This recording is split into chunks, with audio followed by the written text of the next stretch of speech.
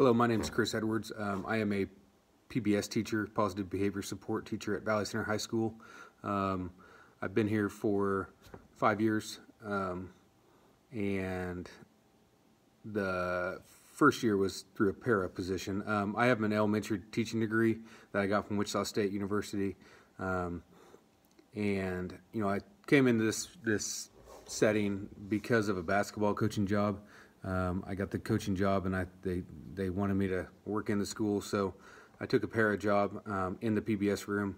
It's something that I didn't know much about, and I've substitute taught before, and so I thought it'd be okay just to kind of work and be able to interact with those gen ed kids that I was coaching basketball with. So that's why I started out as.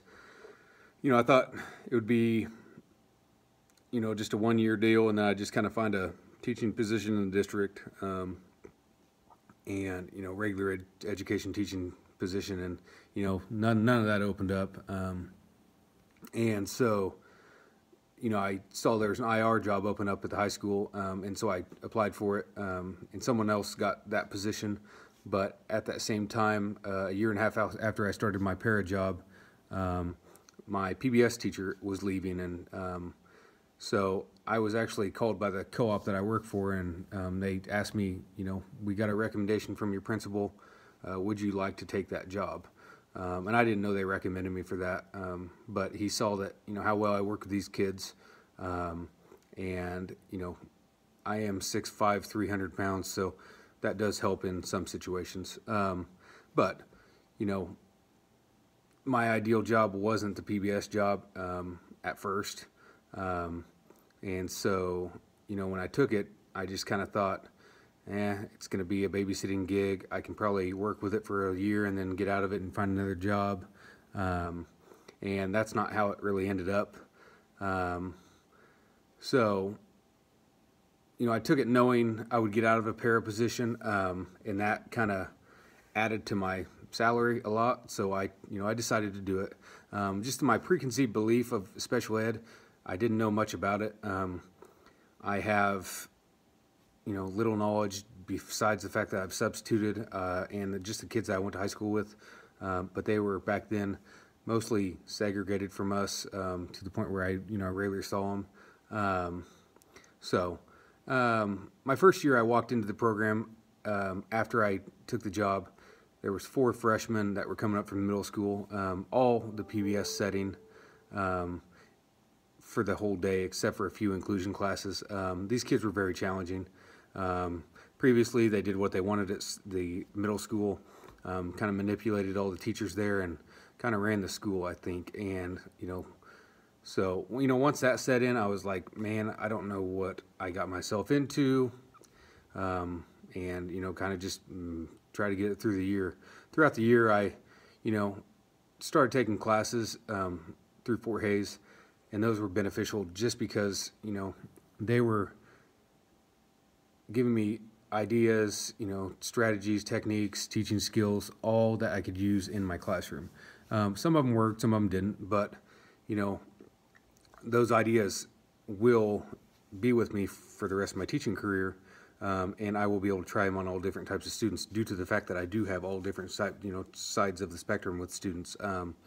And learning the behavior side of the classes, and classroom management, the legal side of it, is a big thing, especially in special ed. And I don't think a lot of gen ed teachers realize that as much as special ed teachers do. You're walking a fine line, but I think you're doing your job, so it's you should be okay. It taught me to continue to do research, to find different ways to help these kids. Like I said, I have many different sides of these kids. Some are gifted, some are autistic, some are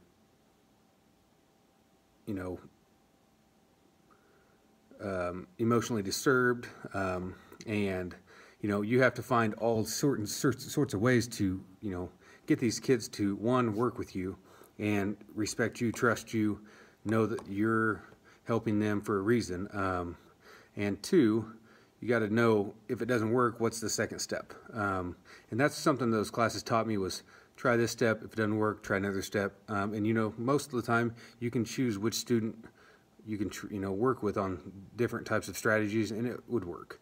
But always having that research ability is something that, using those websites they gave us, and just going back and looking at, certain sites, does help me, especially when we get new kids coming up from different schools or transfers. They always come with something that you're always not, ready for. And so, by researching, it kind of gives you an idea of what to do. By the end of the semester, I was developing different ways to handle those situations. I needed very little support from administration due to my just being organized and positive throughout the whole process. And by the end of the year, I was ready to accept all the new challenges of next year. And we got more kids, the next year. I currently, I started with 15 kids in my program. I have 10 now. 4 of them are out to the point where I don't see them unless they're on consult. And they are 2 of them are graduating this year. One has already graduated a semester. So it's becoming something that I believe in the system as well as everyone else in my school does. They've kind of realized there's a change, it's working, and he's doing a good job. And I feel like I'm pretty, this hallway in this classroom is pretty controlled. And so through that, I think, it's something that's positive when I'm looking at next year. I am currently the longest standing teacher in this program for the last 10 years. Before me, it was year after year they'd have to hire a new teacher, and I'm by far the longest teacher they have. And I come to work and I'm ready to work and I like my job, and every day's a new day. And that's something I've kind of taught my students is yesterday might have been terrible, today's going to be great. Okay, that's how life is when you leave school too, and get out to the real world. So that's something I like to teach them. My classroom is organized, composed, and structured. One main difference that made a huge impact on me, on my teaching and program in general, was the project involved teaching and informing gen ed students or teachers of ways to teach and interact with PBS students. In the regular ed setting, the preconceived stigma before this was that I would tell the parent, the teacher would tell the para what to do, the para would tell the student, PBS student, and they would kind of go work on their own. So the teacher really had no interaction with that PBS student, and in my opinion, probably didn't want to because of that stigma.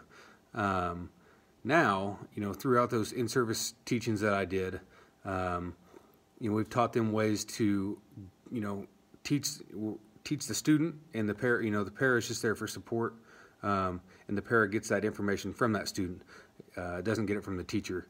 And I think, through that, we've developed so many relationships with these students and these teachers.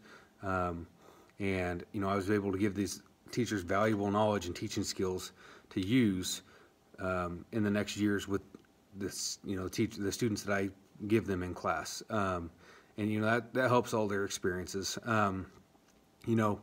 I've dealt with special ed kids since I've been married. I have a niece that has a learning disability, and she is currently at Chisholm Life Skills School.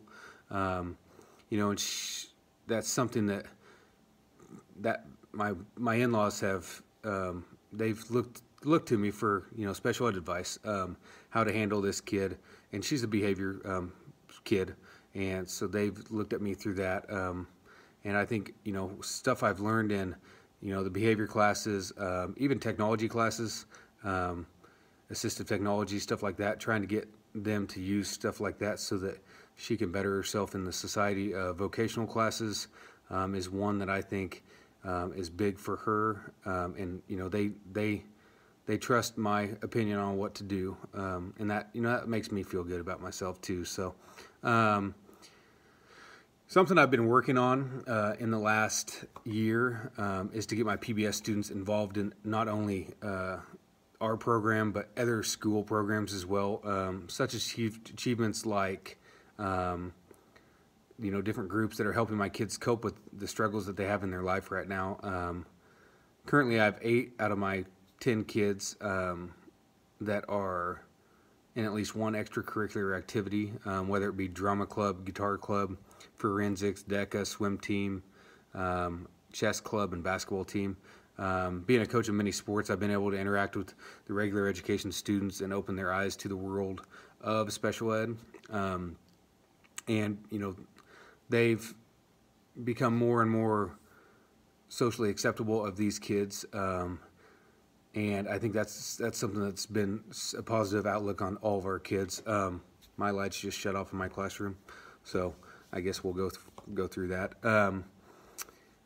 I started a special ed basketball team this year, and it included FAA kids and PBS kids. And something that we did that was a big made the news actually was we played at different high school that had a team, special needs team. And I got the whole student community, every student in the school, to come down to the gym and watch each of these teams play. Beforehand, I talked to the teachers. They had ideas, and they got on board of making each class. They worked on making signs not only for my players, but for the other team's players, so that every athlete on that court had they had a sign that was made for them individually. When my player scored, the whole school would cheer. When the other team scored, they would all, go nuts as well. And that made, we've had throughout this school this year, we've had, some losses of teachers and losses of students. And that was one of those days where, nothing in the world could change how you felt about that situation because of how those kids reacted to how you cheered them on, how you, taught them, that everyone is equal at that time. We had cheerleaders, we had music, we had the band, and it was something that I've never experienced in my life. And that's, I did it for the kids. Those kids out in the public, they did it for the kids. And it traveled onto the news, and, we got, a lot of requests for, to do it again next year. So I think that's something I'm really looking forward to as well. Another thing I've been working on for next year is to go more in depth with the vocational program director and get my kids involved in that to gain more social and job skills that they need to make themselves successful in the society. In the past, many of our kids weren't interested in going out into a public setting and working, and some of them couldn't. They just, behaviorally, they couldn't do that. And so it hurt them when they graduated. When they left, they didn't have those skills that they needed in order to, to go on and be successful. And so now I've looked at that, and I've thought this needs to be a change.